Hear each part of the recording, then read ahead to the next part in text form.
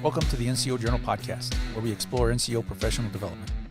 This is a podcast series where we discuss published articles with authors and provide a forum for the open exchange of ideas, information, and solutions. I'm your host, Chago Zapata, managing editor of the NCO Journal. With us is Sergeant First Class Osvaldo Aquite, NCOIC of the NCO Journal. Today we discuss the article Operation Barbarossa, a lesson in hubris and strategy, with Master Sergeant Phillip Fenrick, a student at the U.S. Army Sergeants Major Academy. Thank you for joining us. Hey, thanks, sir. Thanks for having me. Well, before we kick things off, could you please tell us a little bit about yourself, please?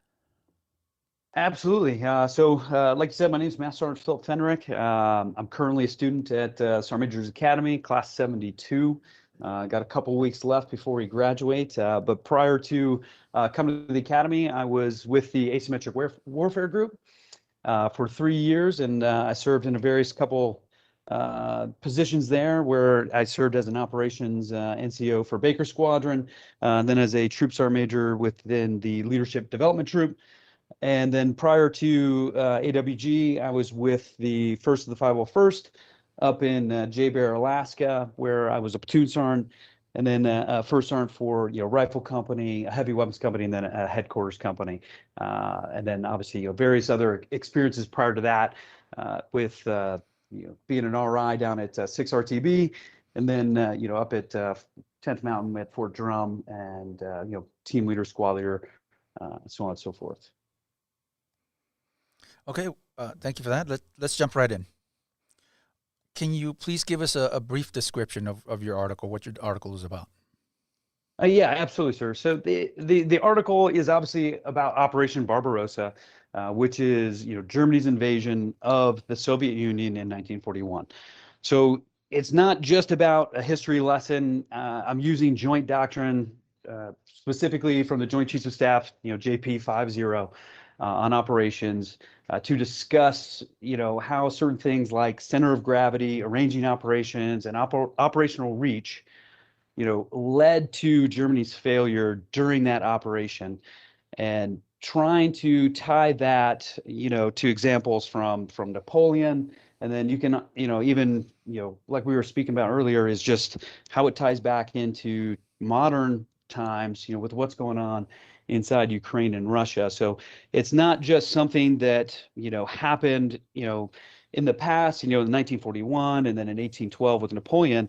It's lessons that can be learned, and operational art and design is still relevant and applicable inside today's military operations as well. And it's not just for joint strategic planners, that it actually can be deduced and used for tactical level operations as well. What exactly was it that inspired you to write this article, to write on this specific subject? So this specific, I'm fascinated with Operation Barbarossa. First of all, most of my professors, if you ask them, I use this example a lot throughout the academy.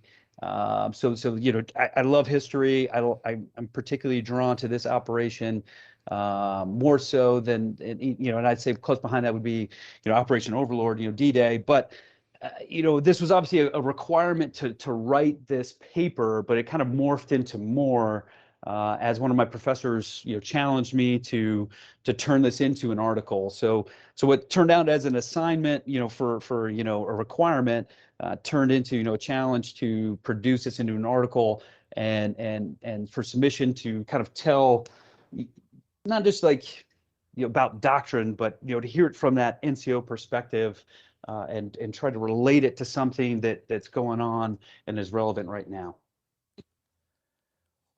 That leads to my next question here, and you just brought it up here about Ukraine. That's something that's happening now. It's something that's relevant to all of us.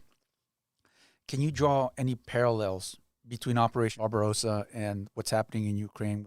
Yeah, absolutely, sir. So Mark Twain said that history doesn't repeat itself, but it often rhymes. And I allude to in the opening, talked about Napoleon's failed invasion in 1812. So Napoleon tried to invade, Russia back in 1812, and it didn't work well for him. And the similarities between Napoleon and Hitler are quite astounding and eerily similar in the fact that they invaded in the same month, and I think they was separated by 2 days. So June, I think 21st for Operation Barbarossa, and I want to say June 23rd or 24th for Napoleon.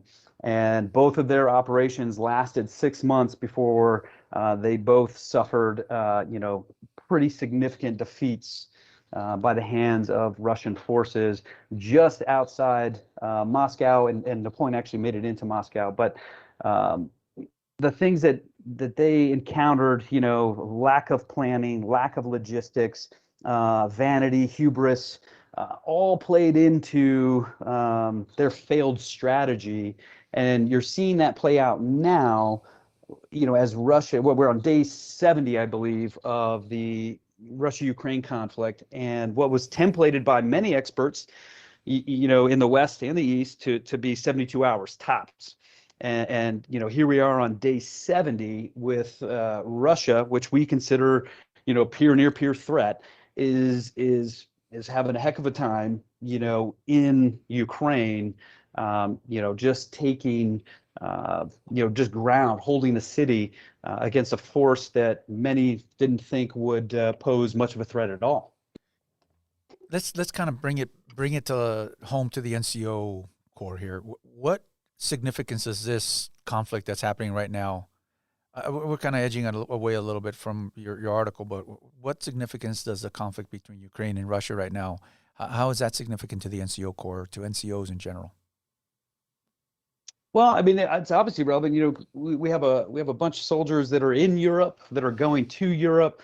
Whether they're stationed there, they're going to PCS there, or they're just doing training exercises there. So obviously being familiar with what's happening right now is obviously important, just for strategic implications. And I'm hoping that we don't, but you never know. We might find ourselves over there helping out. So we need to be aware of the situation, what's going on, what's working, what's not working, and understanding the tactics at play, both at the tactical level and the strategic level, and understanding where we fit in as an NCO Corps and what we can do to facilitate, to ensure that this doesn't happen for our own operations, because it very well could have happened to us. We could have overestimated, an enemy, and been caught out there too. So it's something that we need to be aware of our strengths and weaknesses, and in ensuring that we're not exploited as we kind of watch this situation unfold.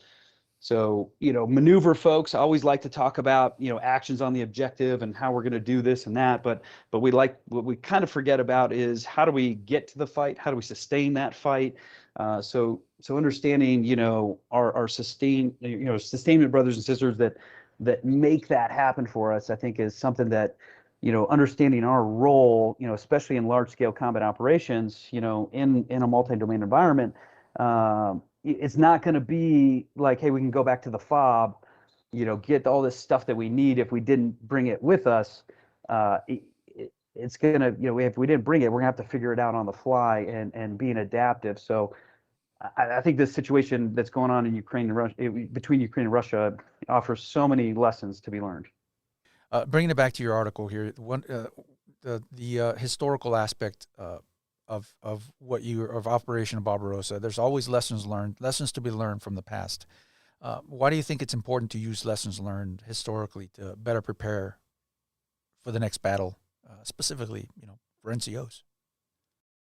Well, and I think the simplest and most logical reason, is just so we don't repeat, or imitate the same costly mistakes, because as we, again, I don't mean to keep harping back, but large scale combat operations, the impacts are going to be that much greater when we're going against, peer near peer threats. So we need to be prepared, tactically, strategically, operationally, for all these instances that we may encounter. And if we're not aware, again, about our own strengths and weaknesses, how we like to fight versus how the enemy likes to fight, then if we're just going to assume that, because we're America and we always win, then that attitude is going to get us into trouble if we're not taking things seriously. And again, if we're going to underestimate the enemy, that's the wrong way to approach any type of conflict. So being aware of what's happening and kind of looking at and assessing ourselves, right, and being honest with ourselves and our formations. Where do we stand, fundamentally speaking, because again, this is joint level strategic stuff that we're kind of talking about in the article, but yet it's important to understand that soldiers at the ground level play an important part in this, and what is that part that they play, and are they ready to take that fight to the enemy when the time comes? You did mention, deducing this information and using it at the tactical level, and I guess that's one of the questions that I have is how do NCOs take this information or their understanding of operational art and design and use it at that tactical level? No, and that's a fair question. That's something I kind of struggled with too, is as I was learning this, I'm like, man, this is way above me. I'll never use this. It doesn't make sense. I'm just a master sergeant, trying to be, sergeant major in the near future, at the battalion level. So, how can I use this? However, as I learned this, wrote this article and switched over departments into Army operations, dealing with Army design methodology and the MDMP process, the concept may seem large, but really at the grassroots level, it's pretty simple, and I think using Operation Overlord, is a decent example to use, and again, I know it's not Barbarossa, but think about D-Day and the massive amount of people that involved and the planning that it undertook. But at the end of the day, when everything, kind of just went awry, you had little groups of paratroopers, LGOPs, all around accomplishing the mission and objectives because they understood, the mission, they understood the commander's intent. And even though they were spread all over the place, not with their organic units, they were still able to accomplish mission and secure, the beachhead and move into, France and obviously ultimately to Germany. So, but it all started with the planning process, right? The concept of D-Day, right? And it attributed down to the soldier level. So while soldiers might not understand exactly what operational art and design is, they're absolutely executing it. And if they can understand a little bit of the why behind it, I think that goes a long way, into shared understanding, which is one of the principles of mission command. And, I don't need soldiers to be doctrine experts, but again, understanding the why behind it, I think is really important, because if I can communicate the why, then a soldier understands how important they are and what they are doing to the mission is. And that's kind of how I would relate and explain it to an NCO that, at the tactical level, battalion and below, if they were going to ask me, hey, Sergeant, why would I need to know this? And I would kind of answer the question back with, hey, knowing why is the power. Can you talk about how Hitler and Napoleon's hubris led directly to defeat? Can you talk about hubris from an NCO perspective? Yeah, absolutely. I'll start with the first part and then transition over to the NCO Corps. So I think most of us know, or historians will show and portray, Napoleon and Hitler, as very vain, and I like the term hubris. I think it describes both of them very well. Excessive pride, or self-confidence, right? So there's nothing wrong with having pride and being self-confident, but they take it to the next level. And there's a couple of things that both of them did, and again, very similar in nature. And I think some of the things that emboldened them to transition to the East and move into Russia or the Soviet Union is their success in Western Europe. Napoleon had massive success over there, and obviously Hitler did as well. And their tactics, techniques, and success, I think, only emboldened them. And when they turned to the East, kind of the same thing, Russia thought about Ukraine. It's like, hey, I'll just march right into Russia or the Soviet Union. It's going to take me 6 to 8 weeks, and I'll show them who's who and what's what. And we're going to be victorious. And there was no doubt about it. Like, there was no question in Napoleon's mind or in Hitler's mind that they were going to be successful. but and as we know, things did not go well. They did not adjust course, and they, essentially sunk cost bias, continue to pour energy, effort, resources, and into the operation themselves to try to win, even though I think in their mind they probably knew they were defeated, but they just couldn't bring themselves to admit it because they were so prideful. And so I think, tying it back to the Army and the NCO Corps, right? I mean, that's just a lesson in humility, and that ties back into leader requirements model under character, and I think if we're not careful, right? Because I do consider us the best Army in the world, and I think that we can do anything. I really do believe that. However, I also think that we need to be careful of how we talk about it and approach things, right? We can't just show up on game day and expect others to fold because we're the United States Army. And I think that's the mentality and the approach we need to take every single day. Is when we show up, we put in our time at PT, we put in our time at training, whatever it is that we're doing, we're giving it our best. Not only because it's the right thing to do, but it's what our soldiers need to see, and it's what they deserve. Because if we're not preparing them now and getting them in the right mindset, then that could have disastrous effects down the road. So, like I said, I'm all for being having pride in the Army and pride in the NCO Corps, but I think it's important to remember, you're only as good as your last fight, and you've got to constantly strive to improve.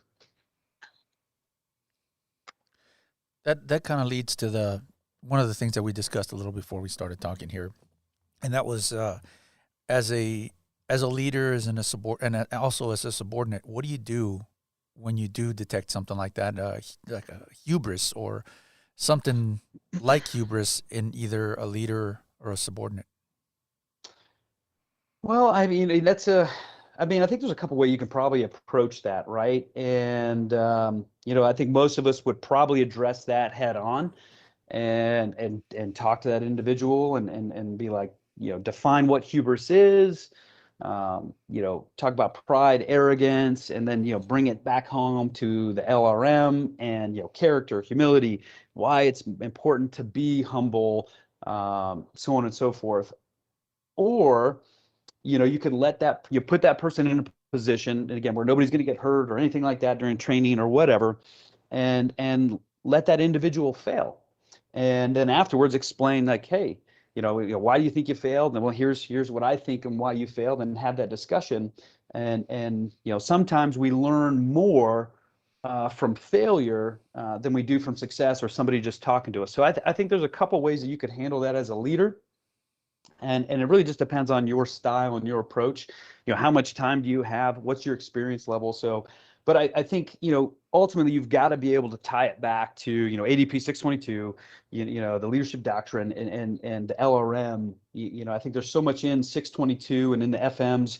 You've got rubrics, you've got, to development models, right? All these things that you can show them. So it's not just your opinion. So they're like, well, Sergeant doesn't like me. I'm confident, I'm not cocky. And you've got to be able to define those things and explain it, and then be able to bring them back onto the team and get them moving in the right direction. Yeah, and also when it comes to leadership, I mean, Napoleon had people advising him that what he should do, what he shouldn't do, or giving him advice as to a good way to move forward, and he obviously disregarded some of that advice. And there's only so much you can do, I guess, as a subordinate. So I guess there's really not much we can really talk about in that regard, other than having leaders who are well educated and can look inside themselves and know that that these are some character flaws that they have, and that they can acknowledge and move past them. No, yeah, I think you're absolutely right, and I think that's what I love about the NCO Corps. Is that officers do look to us for advice. Like, that's one of our core responsibilities of what we do is we advise officers. Whether it's a sergeant first class advising a PL, or a sergeant major advising, the colonel or whatever, even general. Everyone's got an NCO counterpart, is what I'm trying to say. And if we're not willing to be honest with our officer counterparts, then I think, not only are we doing them a disservice, but we're doing all the soldiers that are underneath them a disservice. So I think that's just one of the things that we have to do, as an NCOR, and just be able to approach them, tactfully, of course, but just let them know how it is. I think that's what they want from us. And if we're not willing to, shoot it straight and we're going to sugarcoat it, then I think that's a failure on our part. What can NCOs, a young NCO, say a freshly pinned on sergeant, what can he take out of take away from this article? Well, for young NCOs, I think there's a few things that they can take away from this article if they want to, right? First, I think just being aware of military history, and how militaries used to fight and how far we've come, and to be appreciative of, the art and the science and, everything that went into, warfare, from, trading volleys to trench warfare to where we are now. I think it's important to understand and appreciate that. So I think just a lesson in history is something they can learn first and foremost, and be able to kind of look at some of those things of what they used to do and what we do now. Secondly, I think the importance of education, right, and understanding doctrine. Too often, I think, we are dependent upon officers to tell us what things mean when we have the manuals and the doctrine and the regulations all in front of us. We just have to open it and be willing to read it and educate ourselves. And I know that is easy for me to say because I'm currently a student, but I do remember, being on the line, and I was busy all the time. But yet I look back and I wish that I had understood doctrinally what I was doing and why I was doing it. So I think the second thing that they can take away is just understanding doctrine, because there's going to be some terms in there that I think people don't understand, really what it is and what it means, but they've got to be able to, because that's how we communicate as an Army. So we have to understand our own doctrine. So I would encourage people to continue education, and to understand doctrine, and then lastly, I think, understanding that, yes, it is, joint doctrine, but the Army has its own version that's, that comes from it.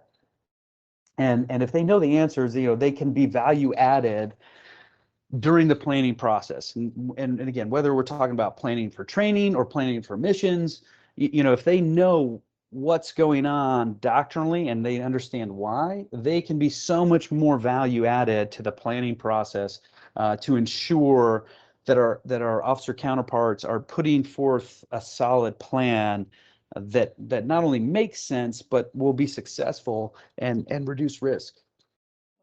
What opportunities are out there for those looking to learn more about operational art and design, those young NCOs or those NCOs becoming senior NCOs, that they can look for to learn more about this? Well, I think opportunities are everywhere. I really do. Technology has placed, information at literally at our fingertips. So I really think it's just about taking advantage of opportunities to, look at this, study it, and apply it. And again, I understand, hey, doctrine is not the most fun thing to read. I get it. And sometimes it's difficult to understand. And if you don't have somebody else around you that can help break it down, that can be a little frustrating and maybe intimidating. So, but that's not an excuse, but there's so many other things out there. There's podcasts, there's TED Talks, YouTube videos that do an excellent job breaking this stuff down to the user level. And I, in my attempt to understand these things, I was constantly looking to the web, for YouTube videos and anything I could find to help me understand it better. So I think opportunities are everywhere. You just have to be willing to put in the time and the effort to learn it, study it, and apply it. And I think it does have application to your daily routine, because not everything has to be strategic, because again, most of us don't operate at that level. but if you're not willing to study and understand it, then you'll never know how to it can benefit you at your level. Yeah, I think one of my previous units actually had classes on operational art and design and going through examples with some of the younger NCOs. So there is a lot of that. And then it's also reaching out to senior NCOs within your organization. How did your experience while assigned to the AWG help or give you insight when writing this article or when you were learning about all this? Well, my time at AWG, was extremely rewarding and a humbling experience. I came off being a first sergeant, and I had learned a lot of great things, about doctrine as a first sergeant, but it was so limited in scope to what I was doing. Obviously, at the company, battalion level, and really maybe a touch at the brigade, right? So I'd say, tactical to a little bit of the operational level, but primarily speaking, infantry operations, airborne operations was the scope of it. And I knew, and I think I knew it pretty well. But when I came to AWG, I mean, it was my aperture was opened all the way, because now we're looking at things from tactical level problems, all the way up to strategic issues, national, and then obviously things going on worldwide with our coalition partners. So I mean, just a vast opportunity to see how the Army works and runs, and what is our role within the DoD and then across the world, and specifically looking at stuff going on in Europe, in the Pacific. So I really think just the big picture is what I think AWG really helped me kind of see. And then obviously, the truly outstanding caliber of individuals that AWG had with a vast experience and knowledge, that they were able, willing to pour in and invest in me, as a young, I still think a young master sergeant, with so much to learn. I think it was an invaluable experience. And I'm truly saddened that AWG had to go away, but I think the lessons that they taught me and everybody else that was a part of AWG, is what we're able to bring back to the Army and apply these lessons learned that we saw through almost 20 years of service inside AWG, through the global war on terror. To apply the lessons, whether we're talking about joint doctrine or anything really. So I just have to say, for this article in particular, I think it's just the big picture helped me to see the inner workings, from strategic down to tactical, and what those decisions up there, what does it mean for the soldier on the ground? Because I've lived the soldier on the ground experience. Obviously, I have not been up in the the tower, so to speak, making decisions, but I can definitely see the importance of making sound decisions, that are based in, facts and doctrine, and how important that really is. I really enjoyed reading your article, Master Sergeant. I thought it was quite interesting. I'm a history buff myself, so I enjoy reading that aspect of it and how you tie it to what's going on in the world right now. I thought that was interesting, and the lesson in hubris I thought was interesting as well, because it had such influence in World War II and back in the Napoleonic Wars as well. So I appreciate you taking the time to write this article and making it a pleasure to read. And thank you for joining us.